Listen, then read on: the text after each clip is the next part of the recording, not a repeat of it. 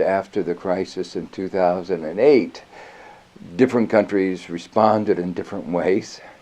There was a division in the world between two philosophies, two economic philosophies. One was called austerity, and the other one was invest in your people, invest in your country. I strongly believed that the austerity policies were not going to work, and that the investment policies were the basis of sustainable growth. And it's now 7 years after the crisis of 2008. Time moves on. And we've seen the results of those two different theories. Austerity has been an absolute disaster.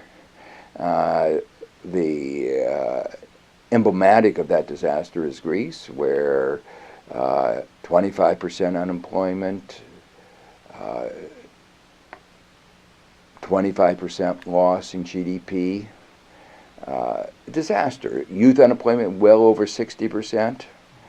The debt-GDP ratio is much, much higher than it was when it started. And the contrast with countries that had growth strategies, like Aruba, investment in people, wound up with stronger economies, lower unemployment, and the debt was up, but there was something to show for the debt. There were investments in people, investments in the country.